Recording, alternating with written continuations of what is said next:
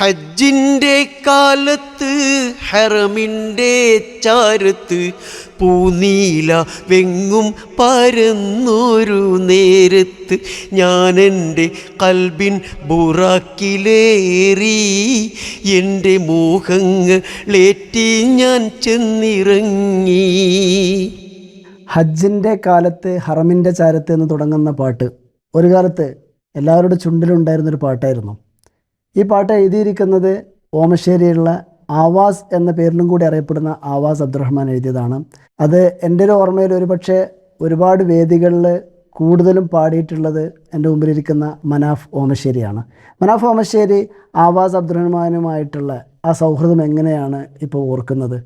ആവാസ് എൻ്റെ ഒരു ഗുരുവാണ്. ഗുരു എന്ന് മാത്രമല്ല, ഈ കലാരംഗത്ത് എനിക്ക് വഴികാട്ടിയാണ്.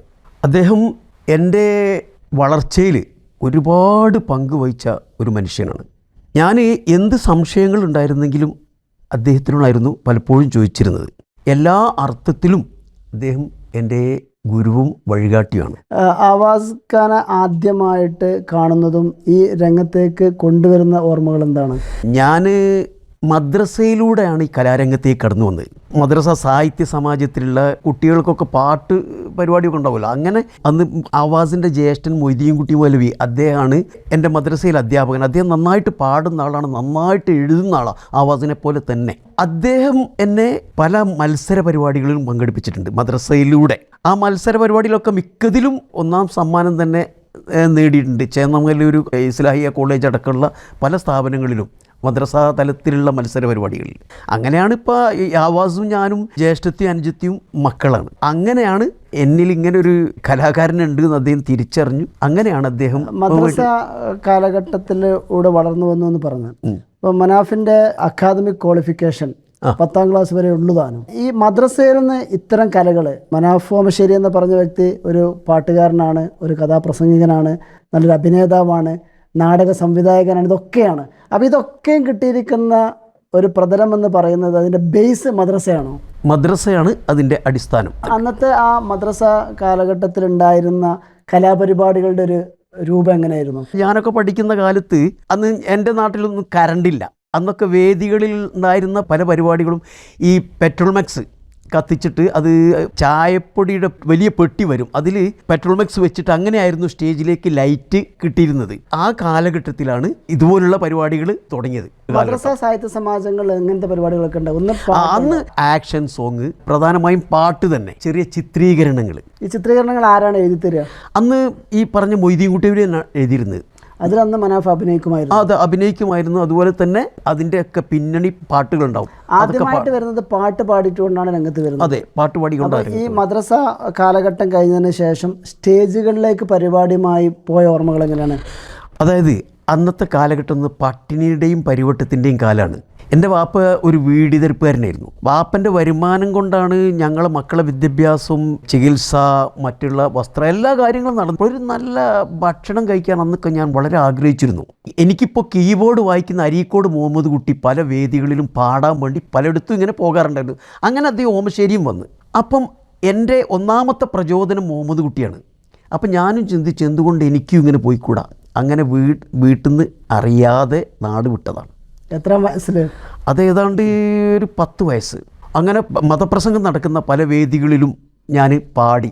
അവിടെ നിന്നൊക്കെ നല്ല കാശും അന്ന് എനിക്ക്, എൻ്റെ നല്ല ശബ്ദമായിരുന്നു, അന്ന് ഫീമെയിൽ വോയിസ് ആയിരുന്നു, നല്ല പ്രോത്സാഹനം കിട്ടി. അങ്ങനെ അപ്പോഴത്തേക്ക് എൻ്റെ നാട്ടിലിങ്ങനെ അന്വേഷിച്ചുകൊണ്ടിരിക്കുകയാണ്. അങ്ങനെ കണ്ടുപിടിച്ച് വീണ്ടും കൊണ്ടുപോയി ഒരു SSLC വരെ അങ്ങനെ നല്ല തട്ടിമുട്ടിപ്പോയി. പിന്നെ എനിക്ക് ഈ കലാ ഫീൽഡിലേക്ക് തന്നെയായിരുന്നു എൻ്റെ ചായ്വ്.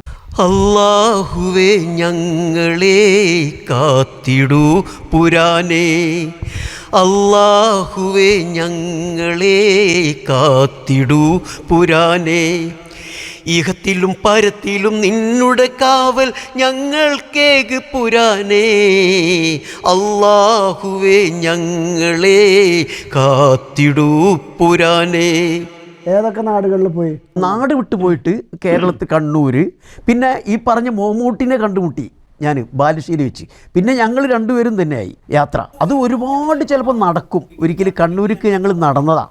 കണ്ണൂർക്ക് നടന്ന ഒരു വീടിതരി പിന്നെ ഒരു സംഘമുണ്ട്, ദിനേശ് വീഡിയാണ്. ആ കമ്പനി കയറി പിന്നെ അവരോട് പറഞ്ഞ് ഞങ്ങളിങ്ങനെ പാട്ട് പാടുന്നവരാ.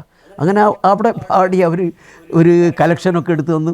അങ്ങനെ ചായയും പലഹാരമൊക്കെ കഴിച്ചു തൽക്കാലം വിഷം മാറി. അന്ന് മുഹമ്മദ് അടുത്ത് പെട്ടിയുണ്ട്? ഇല്ലല്ലല്ല, അന്ന് പെട്ടിയൊന്നും വായിക്കില്ല. പിന്നീട് ഞങ്ങൾ കൊയിലാണ്ടിയിലൊരു പരിപാടി നടത്തി. കൊയിലാണ്ടിയിൽ ഒരു പരിപാടി നടത്തിയപ്പോൾ അന്ന് ചന്ദ്രിക പത്രം വിടരാൻ വെമ്പുന്ന 2 പൂമുട്ടുകൾ എന്ന ഹെഡിങ്ങിൽ ഞങ്ങളെക്കുറിച്ച് ഒരു പിന്നെ ഇത് പ്രസിദ്ധീകരിച്ചു. റൈറ്റപ്പ് പ്രസിദ്ധീകരിച്ചു. അതോടുകൂടി ഞങ്ങൾക്ക് ധാരാളം പരിപാടികൾ ഇങ്ങനെ വരാൻ തുടങ്ങി. അങ്ങനെയാണ് മെല്ലെ മെല്ലെ ഞങ്ങൾ ഈ ഫീൽഡിൽ ഉറച്ചു നിൽക്കുന്നത്. പിന്നെ അതിനിടയ്ക്ക് എപ്പോഴാണ് കഥാപ്രസംഗത്തിലേക്ക് മാറിയത്? എനിക്ക് പണ്ടേ ഈ UK ഇബ്രാഹിം മൗലവി അദ്ദേഹത്തിൻ്റെ കഥാപ്രസംഗം പലപ്പോഴും എന്നെ വല്ലാതെ ആകർഷിച്ചിട്ടുണ്ട്, ഞാൻ കുട്ടിയാണെങ്കിലും. അപ്പോൾ എനിക്കും ആ കഥാപ്രസംഗ ഫീൽഡിലേക്ക് തുടരണം. യുക്കനെ കുറിച്ച് പറഞ്ഞപ്പോഴാണ് മാപ്പിളപ്പാട്ടിലെ സ്വദേശ ഗാനങ്ങൾ, സന്ദേശ ഗാനങ്ങൾ എഴുതിയിരിക്കുന്ന ഒരു മഹാകവിയാണ് UK അബൂ സഹല എന്ന പേരിൽ അറിയപ്പെടുന്ന UK ഇബ്രാഹിം മൗലവി. അദ്ദേഹത്തിൻ്റെ ഒരു പാട്ട് പാടിയിട്ട് അദ്ദേഹത്തെ കുറിച്ച് പറയുന്നതായിരിക്കും നന്നാവുക. മിന്നിത്തിളങ്ങും മിന്നാമീനുങ്ങിൻ്റെ കൂട്ടമെന്നോണം വിണ്ണിലിരുന്ന് വീർതി കളിക്കും താരങ്ങൾ, മന്നിതിന്മീതെ ദീപാലങ്കൃതമായൊരു മംഗല പന്തൽ തന്നിൽ കടാതെ കറങ്ങിത്തിളങ്ങും കോളങ്ങൾ. UK ഇബ്രാഹിം മൗലവിൻ്റെ കൂടെ ഞാൻ മൂസാ നബി ഫിറോനും അതുപോലെ തന്നെ അന്ത്യപ്രവാചകൻ ഈ കഥാപ്രസംഗത്തിനൊക്കെ പാടാൻ പോയിട്ടുണ്ട്. യുക്കയുടെ കൂടെ പോയിട്ടുണ്ട്. യുക്ക കഥ പറയും. അതെ, ഞാൻ ഓർക്കാട്ടിരി അബ്ദുറഹ്മാൻ സാഹിബ് അവരൊക്കെ ആയിരുന്നു. പക്ഷേ ഞാനും ഓർക്കാട്ടിരി അബ്ദുറഹ്മാൻ സാഹിബ് ഒരേ വേദിയിൽ ഉണ്ടായിട്ടില്ല. ചിലപ്പോൾ ഞാനായിരിക്കും, ചിലപ്പോൾ ഓർക്കാട്ടിരി അബ്ദുറഹ്മാൻ സാഹിബും ഈ ഓംശ്ശേരി പറഞ്ഞ ആവാസിൻ്റെ ജ്യേഷ്ഠൻ മൊയ്തീൻകുട്ടി മൗലവി ഞങ്ങളൊക്കെ ഉണ്ടായിട്ടുണ്ട്. ഞാനും മൊയ്തീൻകുട്ടി മൗലവിയാണ് മിക്കവാറും വേദികളിൽ അദ്ദേഹത്തിൻ്റെ പിന്നണി പാടിയിരുന്നത്. എന്നിട്ട് അതിന് ശേഷം സ്വന്തം കഥ പറയാൻ തുടങ്ങിയതാണ്. പിന്നെ എങ്ങനെ അതെനിക്കൊരു പ്രചോദനമായി. അങ്ങനെ ഞാൻ മൊയ്തീൻകുട്ടി മൗലവി അതുപോലെ തന്നെ ഈ ചേന്നാടൂരുള്ള CT ജബ്ബാർ മൗലവി അദ്ദേഹമാണ് എനിക്ക് കഥ പരിശീലിപ്പിച്ചത്.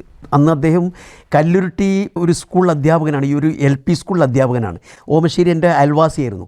അപ്പം ഞാൻ അദ്ദേഹത്തോട് പറഞ്ഞപ്പോൾ അദ്ദേഹം അതിന് വേണ്ട എല്ലാവിധ പിന്തുണയും തരികയും ചരിത്രത്തിലെ കാര്യങ്ങളൊക്കെ അദ്ദേഹം എന്നെ ഖുർആൻ്റെ അടിസ്ഥാനത്തിൽ പഠിപ്പിക്കുകയും ചെയ്തു. കഥ എഴുതി തരലാരാണ്? കഥാപ്രസംഗം എഴുതി തരുന്നത്? കഥാപ്രസംഗം എഴുതി തന്നത് കഥ അദ്ദേഹം എഴുതി തന്നു. പിന്നെ അത് ഞാൻ സ്വയം തന്നെ എൻ്റെ മനോധർമ്മം വെച്ചിട്ട് അത് വികസിപ്പിക്കും. പാട്ടുകൾ മിക്കവാറും മൊയ്തീൻകുട്ടി മൗലവിയാണ്. മൊയ്തീൻകുട്ടി മൗലവി, ഈ ആവാസ്, ഇവരാണ് പാട്ട് എഴുതി. ആദ്യമായിട്ട് കഥാപ്രസംഗം അവതരിപ്പിച്ച വേദി ഓർക്കും? ആദ്യമായിട്ട് ഞാൻ കഥാപ്രസംഗം അവതരിപ്പിച്ചത് കൊണ്ടോട്ടിയിലാണ്. ത്യാഗത്തിൻ്റെ തീച്ചുളയിൽ ഇബ്രാഹിം നബിൻ്റെ സംഭവമാണ്. അത് ജബ്ബാർ മാഷ് അദ്ദേഹമാണ് എന്നെ പരിശീലിപ്പിച്ചത്. അതെ അതെ, നല്ല. ശേഷം ഈ കഥാപ്രസംഗവുമായിട്ട് എത്ര വേദികളിൽ പോയി? കഥാപ്രസംഗമായിട്ട് 5000-ലധികം വേദികളിൽ ഇന്ത്യൻ്റെ എല്ലാ ഭാഗത്തും പോയിട്ടുണ്ട്. ഏറ്റവും കൂടുതൽ തിരുവനന്തപുരം, കൊല്ലം, ആലപ്പുഴ ജില്ലകളിലാണ് ഏറ്റവും കൂടുതൽ ഞാൻ വേദികളിൽ. അന്ന് കൂടെ ആരാണ്ടാവുക പാടാൻ? അന്ന് കൂടെ ഉണ്ടാകുക മുഹമ്മദ് കുട്ടി, അദ്ദേഹമാണ് ഹാർമണി വായിക്കുന്ന. അന്ന് ഐഷാബികത്തിൻ്റെ കൂടെ സ്ഥിരമായിട്ട് പോയിരുന്ന സുലൈമാൻ മാഷ് എന്ന് പറഞ്ഞ ഒരാളുണ്ട്. അദ്ദേഹം ഷായ്ബജ, അന്നത്തെ ഷായ്ബജ എന്ന് പറഞ്ഞൊരു ഉപകരണം കൈകാര്യം ചെയ്യുന്ന ആളാണ്, വായിക്കുന്ന ആളാണ്. തിരുവിതാംകൂർ തന്നെ, അവിടെ തന്നെ കൊല്ലം ജില്ലയിലുള്ള ശിവൻ തബല അങ്ങനെ പിടിച്ചിട്ട് കുറേ ആളുകളാണെന്ന് ഉണ്ടായിരുന്നത്. കരുണാക്കടലെ കടലിനുടലെ കാവൽ നീയല്ല, എന്നൂമെന്നാശ്രയം നീ മാത്രമല്ല, എന്നൂമെന്നപയം നീ മാത്രമല്ല. ഓമശ്ശേരി എന്ന് പറഞ്ഞ ചെറിയ ഗ്രാമത്തിലുള്ള മനാഫ് കുറേ കാലങ്ങളോളം തെക്കൻ ജില്ലകളായിരുന്നു, ഒരുപാട് കാലം. അപ്പോൾ അന്ന് അവിടുത്തെ താമസവും മറ്റു കാര്യങ്ങളൊക്കെ എങ്ങനെയായിരുന്നു? ഈ സുലൈമാൻ സാറിൻ്റെ വീട്ടിലായിരുന്നു ഞാൻ താമസിച്ചിരുന്നത്. 975 മുതൽ ഏതാണ്ട് 90-ന്റെ അടുത്തുള്ള സമയം വരെ. അന്ന് ഗാനമേളകളാണോ കഥാപ്രസംഗങ്ങൾക്കാണോ കൂടുതൽ? കഥാപ്രസംഗത്തിനാണ്. അതിൽ ഗാനമേള ഉണ്ടാവും, രണ്ടും കൂടെ ആയിരുന്നു. അപ്പം മനാഫ് ആൻഡ് പാർട്ടി അവതരിപ്പിക്കുന്ന കഥാപ്രസംഗം അങ്ങനെയാണ് ഉണ്ടാവുക? അതെ അതെ. അതിൽ കൂടുതൽ മനാഫ് ഓമശ്ശേരി ആൻഡ് പാർട്ടി. അധിക കഥകളും ഉണ്ടായിരിക്കും. ഇസ്ലാമിക ചരിത്രമാണ് അധികവും. എന്നാൽ പിന്നെ സാമൂഹിക കഥകൾ 2-3 കഥകൾ അവതരിപ്പിച്ചിട്ടുണ്ട്. ഈ കഥാപ്രസംഗ രംഗത്ത് ആരെങ്കിലും അനുകരിക്കാനോ അല്ലെങ്കിൽ ആ രീതിയിലുള്ള എന്തെങ്കിലും ശ്രമം നടത്തിയിരുന്നു? കഥാപ്രസംഗം എന്ന് പറഞ്ഞാൽ അന്നൊക്കെ എന്ന് വെച്ചാൽ ഒരു പാടി പറയാന്നുള്ളൊരു അർത്ഥത്തിലായിരുന്നു. പക്ഷേ കഥാപ്രസംഗം എന്ന് പറഞ്ഞാൽ ഒരു വിവിധ കഥാപാത്രങ്ങളുണ്ടാവും കഥയിൽ. ഈ കഥാപാത്രങ്ങളെ ഓരോ കഥാപാത്രത്തിന് അതിൻ്റേതായ സ്വഭാവത്തിൽ അവതരിപ്പിക്കാനുള്ള ഒരു പ്രചോദനം എനിക്ക് കിട്ടിയത് സാംബശിവനിൽ നിന്നാണ്. അദ്ദേഹത്തിൻ്റെ ആശയത്തോട് എനിക്ക് യോജിപ്പില്ല, പക്ഷേ അദ്ദേഹത്തിൻ്റെ അവതരണം എന്ന് പറഞ്ഞാൽ അത് സമ്മതിക്കേണ്ട ഒരു അവതരണമാണ്. സാംബശിവന് ഞാൻ ഇതുവരെ കണ്ടിട്ടില്ല. അദ്ദേഹത്തിൻ്റെ ഞാൻ കാസറ്റിലൂടെ കേട്ടതാണ്. ഈ കഥാപ്രസംഗം അവതരിപ്പിക്കുന്ന ആൾ നമുക്കറിയാം, അവർക്ക് ഈ പറഞ്ഞ പോലെ തന്നെ കേവലം പ്രസംഗ അതിൽ മാത്രം പോരാ, പാട്ട് പാടാൻ മാത്രം അറിഞ്ഞാൽ പോരാ, അഭിനയം കൂടി അഭിനയമാണ്. അതേപോലെ വോയിസ് മോഡുലേഷൻ വളരെ പ്രധാനമാണ്. അപ്പോൾ മനാഫ് ഈ ചിത്രീകരണത്തിലൊക്കെ അഭിനയിച്ചു എന്ന് പറഞ്ഞു, അതേപോലെ തന്നെ പല നാടകങ്ങളിൽ അഭിനയിക്കുകയും സംവിധാനം ചെയ്തിട്ടുണ്ട്. അഭിനയ കലയിലേക്ക് എങ്ങനെയാണ് വന്നത്? അഭിനയ കല എന്ന് പറഞ്ഞാൽ എനിക്കത് ചെറുപ്പത്തിലേ ഈ അഭിനയത്തിനോട് എനിക്ക് വല്ലാത്തൊരു അഭിവാഞ്ചമാണ്. അഭിനയത്തോട് എനിക്ക് വല്ലാത്തൊരു താല്പര്യമാണ്. അങ്ങനെയാണ് മദ്രസ തലത്തിൽ നടന്ന വാർഷിക പരിപാടിയിൽ ഒരു ചിത്രീകരണത്തിൽ ഞാൻ അഭിനയിച്ചു. അതാണ് എൻ്റെ തുടക്കം. പിന്നീട് ഓമശ്ശേരി ഇസ്ലാമിക് വെൽഫെയർ ട്രസ്റ്റ് എന്ന് പറഞ്ഞ സ്ഥാപനം, അതിൻ്റെ മൊത്തം ഒരു വാർഷികം നടക്കുകയുണ്ടായി, വാർഷിക പരിപാടി. അതിൽ റഫീഖ് പോത്തുകല്ല്, അദ്ദേഹത്തിൻ്റെ പേര് ശരിക്കും കുഞ്ഞു മുഹമ്മദ് എന്നാണ്. റഫീഖ് എന്ന് പറഞ്ഞാൽ അദ്ദേഹത്തിൻ്റെ മകനാണ്. അദ്ദേഹമാണ് അന്ന് പരിപാടികളൊക്കെ പരിശീലിപ്പിക്കാൻ വന്ന ആൾ. അന്ന് ഞാൻ അഭയം എന്ന് പറഞ്ഞ അദ്ദേഹത്തിൻ്റെ ഒരു നാടകത്തിൽ അഭിനയിച്ചിരുന്നു. അത് നല്ല അഭിപ്രായമായിരുന്നു ആ നാടകത്തിന്. അപ്പോൾ എനിക്കിങ്ങനെ തോന്നി, എനിക്ക് ഈ സംവിധാന രംഗത്തേക്ക് ഒന്ന് കാലെടുത്ത് വെക്കണം. അങ്ങനെയാണ് ഞാൻ ആദ്യമായിട്ട് സംവിധാന കലയിലേക്ക് കാലെടുത്ത് വെക്കുന്നത്. ആദ്യമായിട്ട് ഞാൻ സംവിധാനം ചെയ്തത് ദാറുന്നുജൂം പേരാമ്പ്ര 2 ദിവസത്തെ പരിപാടിയായിരുന്നു. അവിടെയാണ് ആദ്യമായിട്ട് കുട്ടികളെ കലാപരിപാടികൾ പരിശീലിപ്പിക്കുന്നത്. അന്ന് അവിടെ കളിച്ച നാടകം ഏതായിരുന്നു? ഈ പറഞ്ഞ അഭയം എന്ന് പറഞ്ഞ നാടകം, ഞാൻ ഓമശ്ശേരി സ്വന്തം ആദ്യമായിട്ട് അഭിനയിച്ച നാടകം. അതുപോലെ തന്നെ ഫോറിൻ കുട എന്ന് പറഞ്ഞൊരു സംഗീത ശില്പം. ചിത്രീകരണം അഭിനയത്തിലേക്കൊക്കെ വന്ന പോലെ തന്നെ മനാഫ് പിന്നീട് തൻ്റെ ഒരുപാട് കാലഘട്ടം ചെലവഴിച്ചിട്ടുള്ളത് സ്കൂളുകളിലെയും മദ്രസകളിലെയും വാർഷികങ്ങളിൽ കുട്ടികളെ പരിശീലിപ്പിക്കുക എന്നുള്ളതാണ്. അതെ. എന്തൊക്കെ തരത്തിലുള്ള പരിപാടികളെ പരിശീലിപ്പിക്കുക? അത് വ്യത്യസ്ത രീതിയിലുള്ള പരിപാടികൾ മൊത്തമായി പഠിപ്പിക്കുകയാണ് ചെയ്യുക? അതെ, മൊത്തം എല്ലാ പരിപാടികളും, നാടകം, സംഗീത ശില്പം, ഒപ്പന, എല്ലാതരം പരിപാടികളും. ഇത്തരം കലാപരിപാടി പരിശീലിപ്പിക്കുന്നതിന് എന്തെങ്കിലും മറക്കാൻ പറ്റാത്ത അനുഭവങ്ങൾ അങ്ങനെ വല്ലതും ഉണ്ടോ? മറക്കാൻ പറ്റാത്ത അനുഭവങ്ങൾ എന്ന് പറഞ്ഞാൽ, ഒരു സ്ഥലത്ത് ഞാൻ പരിപാടി തന്നപ്പോൾ ഓർക്കസ്ട്ര, മേക്കപ്പ്, പിന്നണി പാടുന്നവരൊക്കെ ഉണ്ടാവും, എല്ലാവരും ഉണ്ടാവും. അപ്പോൾ അതിന് മൊത്തം സംഖ്യ ഇത്ര രൂപ എന്ന് പറയണ്ട. അപ്പോൾ പരിപാടി കഴിഞ്ഞപ്പോൾ സംഘാടകർ അവർക്കെന്തോ കലക്ഷൻ കിട്ടായി എന്തോ അവർ മുങ്ങി. അത് വല്ലാത്ത പ്രശ്നമായി. അതാണ് എനിക്കുണ്ടായ ഒരു പ്രധാന അനുഭവം. അന്ന് തുടക്കത്തിൽ തന്നെ പറഞ്ഞു, വളരെയധികം സാമ്പത്തികമായിട്ട് ബുദ്ധിമുട്ടുള്ള കുടുംബത്തിലാണ് ജനിച്ചത്. അപ്പോൾ അത്തരം ആളുകൾ സാധാരണ രീതിയിൽ കലാരംഗത്തേക്ക് വരാറില്ല, പല നാടൻ പണിക്കും ഇറങ്ങാറാണ് പതിവ്. അപ്പോൾ ഇങ്ങനെ ഈ കലാഫീൽഡിലേക്ക് ഇറങ്ങി നാട് വിട്ടു പോയ സമയത്ത് കുടുംബത്തിൽ നിന്നുണ്ടായിരുന്നൊരു പ്രതികരണം എങ്ങനെയായിരുന്നു? കുടുംബത്തിൽ നിന്ന് ഞാനൊരു ഒരൊറ്റ ആൺകുട്ടിയായിരുന്നു ഉണ്ടായിരുന്നത്. വാപ്പക്ക് എന്നോട് വല്ലാത്ത സ്നേഹമായിരുന്നു, വാപ്പക്കും ഉമ്മക്കൊക്കെ തന്നെ. വല്ലാതെ അന്വേഷിച്ചു, പല ആൾക്കാരെയും പല ഭാഗത്തേക്കും വിട്ടിട്ട് അന്വേഷണം നടന്നു. എന്നെ കിട്ടിയപ്പം അവർക്ക് വല്ലാത്ത സന്തോഷമായി. പിന്നീട് ഞാൻ നാട് വിടാൻ തുടങ്ങി. പിന്നീട് അതിനോട് അവർ സമരസപ്പെട്ടു. പിന്നെ കാരണം വെച്ചാൽ ഞാൻ എവിടെയെങ്കിലുമൊക്കെ പരിപാടിക്ക് പോയിട്ട് വീട്ടിലെ കാര്യങ്ങളൊക്കെ പിന്നെ ഇങ്ങനെ നോക്കാൻ തുടങ്ങി. മാതാപിതാക്കളെയും എൻ്റെ സഹോദരങ്ങളെയൊക്കെ എൻ്റെ സംരക്ഷണത്തിൽ വിദ്യാഭ്യാസവും മറ്റുള്ള കാര്യങ്ങളൊക്കെ നടത്താൻ എനിക്ക് കഴിഞ്ഞു. അന്ന് അറിയാമായിരുന്നോ എനിക്ക് ഈ കല കൊണ്ട് തന്നെ ജീവിക്കാൻ പറ്റുന്നുള്ളത്, അല്ലെങ്കിൽ പാഷൻ കൊണ്ട് അങ്ങോട്ട് ഇറങ്ങിയതായിരുന്നോ? ഞാൻ പറഞ്ഞാൽ ഒരു നല്ല ഭക്ഷണം എവിടെ നിന്നും കഴിക്കുക എന്നുള്ളതാണ് ഒന്നാമത് എൻ്റെ മനസ്സിലുണ്ട്. കാരണം ഒരു ശരിക്കും പഞ്ചസാര ഇട്ട ഒരു ചായ പോലും കൃത്യമായി അന്ന് കുടിക്കാൻ കഴിഞ്ഞിരുന്നില്ല. ഞാൻ നാട് വിട്ടാനുള്ള പ്രധാന കാരണം അതാണ്. പിന്നെ ഇതിന്ന് കാശൊക്കെ ഇങ്ങനെ കിട്ടാൻ തുടങ്ങിയപ്പോൾ എനിക്ക് തോന്നി ഇത് ജീവിക്കാൻ പറ്റിയ ഒരു മേഖലയാണെന്ന് എനിക്ക് മനസ്സിലായി. മോഹം നിറഞ്ഞ ഭൂമിയിൽ മോദത്തിൽ വാഴും സോദരാ, ലോകം വെടിഞ്ഞു പോയിടും യാത്രികനാണെന്നോർക്കു നീ. അപ്പോൾ 1970 തുടങ്ങി ഒരുപാട് നാൾ വ്യത്യസ്ത സ്റ്റേജുകളിൽ നിറഞ്ഞു നിന്ന ഗായകനും അതേപോലെ കഥാപ്രസംഗനായ മനാഫ് ഓമശ്ശേരി എന്ന് പറഞ്ഞ വ്യക്തിക്ക് ഔദ്യോഗിക വിദ്യാഭ്യാസം 10ാം ക്ലാസ്സാണ്. അതേസമയം മദ്രസ, പള്ളികളിൽ ഖുതുബ, പള്ളിയിൽ ഇമാമത്ത് പോലുള്ള കാര്യങ്ങൾ ചെയ്തുകൊണ്ടിരിക്കുന്നുണ്ട്. ഈ ഒരു പഠനമൊക്കെ എപ്പോഴാണ് നടന്നത്? അതൊക്കെ സ്വയം വായനയും അന്വേഷണങ്ങളും പരിശീലനവും ഇതൊക്കെ കൂടി അങ്ങനെ അങ്ങോട്ട് നടന്നതാണ്. വീട്ടിലെ വിശേഷങ്ങൾ, ആരൊക്കെ, കുടുംബത്തിൽ ആരൊക്കെയാണ്? ഞങ്ങൾ 7 മക്കളാണ്. എല്ലാവരും വിവാഹം കഴിച്ചു. എനിക്ക് ഭാര്യയും 5 കുട്ടികളുണ്ട്. 3 ആൺകുട്ടികളാണ്, അവർ ഖത്തറിലാണ്. 2 പെൺകുട്ടികൾ, അവരെ വിവാഹം കഴിച്ചു. ഇപ്പോഴെങ്ങനെയാണ് കലാഫീൽഡുമായിട്ട് മുന്നോട്ട് പോകുന്നത്? സ്ഥാപനങ്ങളെ വാർഷിക പരിപാടിക്ക് ഞാൻ കോച്ചിങ് കൊടുക്കാൻ പോകാറുണ്ട്, ഇപ്പോഴും ഉണ്ട്. 1970-80 ഒക്കെ പറയുന്ന സമയത്ത് നമുക്കറിയാം മാപ്പിളപ്പാട്ട് രംഗത്ത് വി എം കുട്ടി, മൂസ എരഞ്ഞോളി, അതേപോലെ തന്നെ വിളയിൽ ഫൽസില, പീർ പോലുള്ള ആളുകൾ, അത്രയും ലെജൻഡായ ആളുകളൊക്കെ വരുന്ന സമയത്താണ് മറ്റൊരു ധാരയിൽ കൂടെയാണ് മനാഫ് ഓമശ്ശേരിയുടെ കഥാപ്രസംഗമായാലും പാട്ടുകളായാലും ഒക്കെ ഉള്ളത്. അത് മാപ്പിളപ്പാട്ടാണെങ്കിൽ മനാഫും അതേപോലെ തന്നെ നേരത്തെ പറഞ്ഞ ആവാസ് അബ്ദുറഹ്മാനൊക്കെ ചെയ്യുന്ന പാട്ടുകൾ, UK അബൂസാലൊക്കെ ചെയ്യുന്ന പാട്ടുകൾ ഇസ്ലാമിക ഗാനങ്ങൾ എന്നുള്ള രീതിയിൽ മറ്റൊരു തരത്തിലാണ് അവതരിപ്പിക്കാറുള്ളത്. അന്ന് ഇതിൻ്റെ ഒരു വേദിയും ഇതിൻ്റെ ഒരു പ്രസക്തിയും എങ്ങനെയായിരുന്നു? വിശേഷിച്ചും ഇതിൻ്റെ പരിപാടികൾ കിട്ടുന്നിടത്തൊക്കെ ജനങ്ങളുടെ ഇടയിൽ നല്ല സ്വീകാര്യത ഉണ്ട്. ഒരു ഭാഗത്ത് VM കുട്ടിയും അതുപോലെ തന്നെ ഈ പറഞ്ഞ എരഞ്ഞോളി മൂസ മറ്റുള്ളവരൊക്കെ ഉണ്ടെങ്കിലും ഒരു ഇസ്ലാമിക സ്വഭാവത്തിൽ നടക്കുന്ന പരിപാടിക്ക് അതിൻ്റെതായ രൂപത്തിൽ ജനങ്ങൾ അത് മുഖവിലക്കെടുത്തിരുന്നു.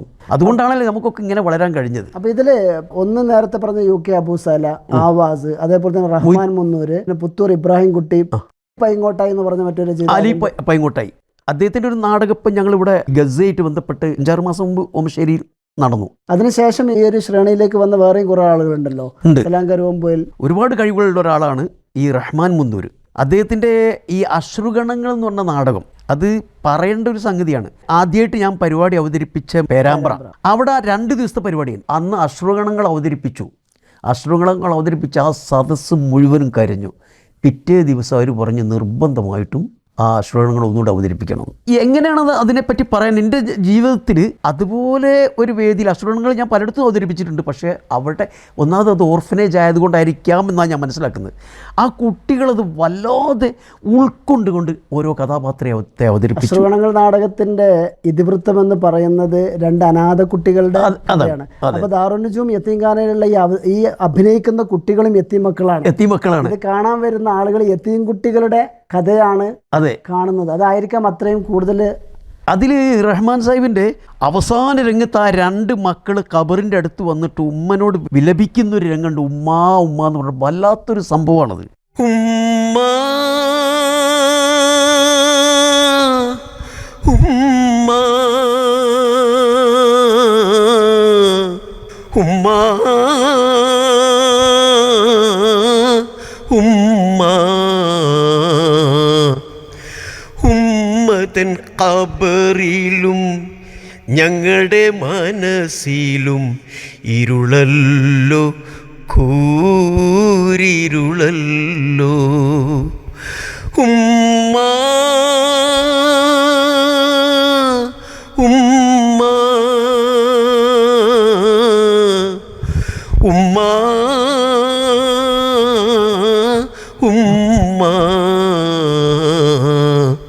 ഉമ്മതൻ ഖബറിലും ഞങ്ങളുടെ മനസ്സിലും ഇരുളല്ലോ കൂരിരുളല്ലോ. അശ്രുഗണങ്ങൾ എന്ന നാടകത്തിലെ ഈ പാട്ട് അത്രമാത്രം ജനങ്ങളെ സ്വാധീനിക്കുന്ന 2 പാട്ടുകളാണ്. ഈ അവസാനത്തെ ആ രംഗത്തോടു കൂടി അതിൻ്റെ എൻഡാണ്. അതിൽ കരയാത്തവരായിട്ട് ഇതുവരെ ഞാൻ അവതരിപ്പിച്ച ഒരു വേദിയിലും കരയാത്തവരായിട്ട് ആരുമില്ല. സദസ്സിന്ന് ആൾക്കാരിങ്ങനെ കണ്ണ് തുടക്കുന്നത് കാണാം. ഇന്നും റഹ്മാൻ സാഹിബിനെ സ്മരിക്കാൻ ഉള്ള ഒരു അവസരമാണത് അദ്ദേഹത്തിൻ്റെ ആ നാടകം. കാരണം നാടകത്തിൻ്റെ ആ ഓരോ കഥാപാത്രങ്ങളും സങ്കടത്തിൻ്റെ എന്താ പറയുക, എനിക്ക് പറയാൻ കഴിയില്ലത്. അത്രമാത്രം ജനങ്ങളെ സ്വാധീനിക്കുന്ന നാടകമാണ്. നേരത്തെ പറഞ്ഞതുപോലെ മനാഫ് ഓമശ്ശേരി ഒരുപാട് വേദികളിൽ പോയി എന്ന് പറഞ്ഞു. അപ്പോൾ അന്നത്തെ പ്രഗത്ഭരായ ആളുകൾ, ഇപ്പോൾ ഇവരല്ലാതെ തന്നെ VM കുട്ടിയുടെ ട്രൂപ്പിലൊക്കെ ഉള്ള ആളുകളുണ്ടാവും. ഇവരൊക്കെ നിങ്ങളുടെ ട്രൂപ്പിൽ വന്ന് പാടാറുണ്ട്? ധാരാളം. ഒന്ന് മണ്ണൂർ പ്രകാശ്, അതുപോലെ തന്നെ ഫസീലും ഞാനും ഒരേ വേദിയിൽ ഖത്തറിൽ പാടിയിട്ടുണ്ട്. ബാബുരാജ് എന്ന് പറഞ്ഞ മിമിക്രി ഒക്കെ അവതരിപ്പിക്കുന്ന ഒരു ആർട്ടിസ്റ്റ് ഉണ്ട്. പുള്ളി ആര് വിളിച്ചാലും അവരെ കൂടെ പരിപാടിക്ക് പോകുന്നവരാണ്. അവരൊക്കെ ഒരുമിച്ച് പരിപാടി നടത്തിയിട്ടുണ്ട്. എന്നൂമെന്നാശ്രയം നീ മാത്രമല്ല, എന്നൂമെന്നപയം നീ മാത്രമല്ല, എന്നൂമെന്നാശ്രയം നീ മാത്രമല്ല, എന്നൂമെന്നപയം നീ മാത്രമല്ല. ആവാസ് അബ്ദുറഹ്മാനെ പറ്റി പറഞ്ഞപ്പം മറക്കാൻ പറ്റാത്തൊരനുഭവം എൻ്റെ മനസ്സിലിങ്ങനെ ഓർമ്മ വരിക. 985 അന്തമാൻ ദ്വീപിൽ ഒരു പരിപാടി കിട്ടി. അന്തമാൻ ദ്വീപ് കാലിക്കറ്റ് ബസ്തി എന്ന് പറഞ്ഞ സ്ഥലമാണ്. അവിടെ ചെന്ന് പരിപാടിയൊക്കെ വളരെ ഗംഭീരമായിട്ട് അവർ അതിൻ്റെ പരസ്യമൊക്കെ ചെയ്തിട്ടുണ്ട്. അങ്ങനെ ഞങ്ങൾ പോർട്ട് ബ്ലെയറിൽ നിന്ന് പുറപ്പെട്ട് ജീപ്പിൽ, മലമ്പ്രദേശങ്ങളാണ് അന്തമാനിൽ അധികവും. അങ്ങനെ കാലിക്കറ്റ് ബസ്തി ചെന്നപ്പം കേരളത്തിൽ നിന്നുള്ളൊരു പരിപാടി എന്ന് പറഞ്ഞപ്പോൾ അവർക്ക് ഭയങ്കര താല്പര്യമാണ്. അന്ന് കഥാപ്രസംഗമാണ് അവിടെ നടക്കേണ്ടത്, മൂസാ നബി ഫിറോൻ എന്നുള്ള കഥാപ്രസംഗം. വമ്പൻ ജനക്കൂട്ടുണ്ട്. പക്ഷേ ആളുകളൊക്കെ എന്താ ഒരു വല്ലാത്ത ഒരവസ്ഥയിലാണ്. ഞങ്ങളെ സ്വീകരിക്കാൻ ആരും വരുന്നില്ല, എന്താ സംഭവം ഒന്നും മനസ്സിലാകുന്നില്ല. അങ്ങനെ ഞങ്ങളവിടെ അന്വേഷണത്തിൽ ഒരാൾ പറഞ്ഞു, നിങ്ങൾ പുരോഗമന ചിന്താഗതിക്കാരാണ്, അതുകൊണ്ട് നിങ്ങളെ പരിപാടി ഇവിടെ നടത്തണ്ട എന്നാണ് ഇവർ തീരുമാനിച്ചത് എന്ന് പറഞ്ഞു. അപ്പോൾ ഞാൻ പറഞ്ഞ ഞങ്ങൾ പുരോഗമനാശയം പ്രചരിപ്പിക്കാൻ വേണ്ടി അല്ലല്ലോ ഇവിടെ വന്നത്, ഞങ്ങൾ വന്നത് കഥാപ്രസംഗം അവതരിപ്പിക്കാനാണ്. അപ്പോൾ അവിടെ 2 ഗ്രൂപ്പായിട്ടുണ്ട്. ഒരു ഗ്രൂപ്പ് പരിപാടി നടത്തണമെന്നും മറ്റേ ഗ്രൂപ്പ് പരിപാടി നടത്താൻ പറ്റൂലെന്നും. ആ നാട്ടുമൂപ്പന് പരിപാടി നടത്തണ്ട എന്നുള്ള വിഭാഗത്തിൽപ്പെട്ട തലവനാണ്. അങ്ങനെ ഞാനും ആവാസ് അബ്ദുറഹിമാനും കൂടി അദ്ദേഹത്തിൻ്റെ അടുത്ത് ചെന്നു. അദ്ദേഹം പറഞ്ഞു, അപ്പോൾ നിങ്ങളുടെ പുതിയ പുരോഗമനാശയം പ്രചരിപ്പിക്കാൻ വേണ്ടിയാണോ ഇവിടെ വന്നത്? അപ്പം ഞാൻ പറഞ്ഞു, ഞങ്ങൾ പുരോഗമനാശയം പ്രചരിപ്പിക്കാൻ വേണ്ടിയല്ലല്ലോ, നിങ്ങളും ഞങ്ങളൊക്കെ വിശ്വസിക്കുന്ന ഖുർആൻ, അതിൽ നമുക്ക് അള്ളാഹ് പരിചയപ്പെടുത്തുന്ന ഒരു പ്രവാചകൻ്റെ കഥ അവതരിപ്പിക്കാൻ വന്നു വരാൻ. അപ്പം എന്നോട് പറഞ്ഞു, അങ്ങനെയല്ല ഞങ്ങൾക്കിവിടെ കിട്ടിയ അറിവ്. ഞാൻ പറഞ്ഞ്, നിങ്ങളൊരു കാര്യം ചെയ്തോ, ഞങ്ങളെ വേദിൻ്റെ മുമ്പ് തന്നെ നിന്നോ, എന്നിട്ട് ഞങ്ങൾ എന്തെങ്കിലും നിങ്ങൾക്ക് ഇഷ്ടപ്പെടാത്ത സംഗതികൾ പറയുന്നുണ്ടെങ്കിൽ നിങ്ങളപ്പം പരിപാടി സ്റ്റോപ്പ് ചെയ്തോ. ഇടയ്ക്ക് അബ്ദുറഹിമാൻ പറഞ്ഞു, ഈ സമൂഹത്തെ അധിക കാലം ഇങ്ങനെ പിടിച്ചു നിർത്താൻ പറ്റൂല, ആവാസ് അധിക കാലം ഇങ്ങനെ പിടിച്ചു നിർത്താൻ പറ്റൂല. ഇതങ്ങോട്ട് കേട്ടപ്പോഴത്തേക്കും ഇദ്ദേഹത്തിന് ഇങ്ങനെ ഗളബിളകി, ദേഷ്യം വല്ലാതെ. അങ്ങനെ അദ്ദേഹം പറഞ്ഞു, ഇത് തന്നെയാണ് നിങ്ങളിൽ നിന്ന് എനിക്ക് കിട്ടേണ്ടത്, അത് തന്നെയാണ് ഞങ്ങൾ പറഞ്ഞത്, നിങ്ങൾ പുത്തൻ ചിന്താഗതിക്കാരാണ്, അതുകൊണ്ട് അതിവിടെ നടക്കൂല. ഏതായാലും ഒരുവിധം ഒരു പരുവത്തിൽ അദ്ദേഹത്തെ ഞങ്ങൾ മയപ്പെടുത്തി. ഏതായാലും പരിപാടി നടന്നു. പരിപാടിക്ക് എതിർത്ത ആൾക്കാരൊക്കെ പരിപാടിൻ്റെ വേദിൻ്റെ മുമ്പിൽ. അങ്ങനെ വളരെ ഗംഭീരമായി പരിപാടി നടന്നു. അപ്പോൾ അവർ പറഞ്ഞു, നാളത്തെ ഒരു പരിപാടിയോട് വേണം. അവിടെ എല്ലാവരും പിന്നെ അങ്ങനായി, പരിപാടി നടത്തണ്ടെന്ന് പറഞ്ഞ് വിഭാഗക്കാരടക്കം നാളെയും കൂടി പരിപാടി വേണം. അതോടുകൂടി അൻഡമാനിലെ എല്ലാ ഭാഗത്തും ഞങ്ങളെക്കുറിച്ച് അറിയപ്പെടുകയും അൻഡമാനിൽ ഏതാണ്ട് 8-9 പരിപാടി അത് മുഖേന നടക്കുകയും ചെയ്തു. ഒരുപാട് കുട്ടികളിപ്പം കലാപരിപാടി പരിശീലിപ്പിച്ചിട്ടുണ്ട്. അപ്പം അത്തരം കുട്ടികൾ ആരെങ്കിലും കലാരംഗത്തേക്ക് ഉയർന്നു വന്നിട്ടുള്ളത്? കലാരംഗത്തേക്ക് വന്ന ഒരുപാട് കുട്ടികളുണ്ട്. സുറുമി തന്നെ അത് അനുസ്മരിച്ചിട്ടുണ്ട് ഒരിക്കൽ. കലയെ എങ്ങനെയാണ് നോക്കിക്കാണുന്നത്? കല എന്ന് പറഞ്ഞാൽ അത് പടച്ചോൻ ഓരോ മനുഷ്യരിലും നിക്ഷേപിച്ച ഒരു അമൂല്യ വസ്തുവാണ്. കല മനുഷ്യനെ നശിപ്പിക്കാനും അതുപോലെ തന്നെ മനുഷ്യനിൽ മൂല്യങ്ങൾ വളർത്താൻ രണ്ടിനും കല ഉപകരിക്കും. അപ്പോൾ കല കേവലം കലയ്ക്ക് വേണ്ടി മാത്രമല്ല, അത് സ്വദേശത്തോടു കൂടി ഒരു സന്ദേശം ജനങ്ങളിലേക്ക് കൊടുത്തുകൊണ്ട് മാത്രം ഉപയോഗിക്കുന്ന കലാകാരനാണ് ഇത്രയും നേരം എന്നോട് സംസാരിച്ചിരിക്കുന്നത്. മനാഫ് ഓമശ്ശേരി എന്ന വ്യക്തി കഥയും കഥാപ്രസംഗവും പാട്ടും ചിത്രീകരണവും നാടകവും അഭിനയവും ഒക്കെ കൊണ്ടു നടക്കുന്ന മനാഫ് ഓമശ്ശേരിയേക്ക് എല്ലാവിധ ഭാവങ്ങളും വിജയാശംസകളും നേരുന്നു.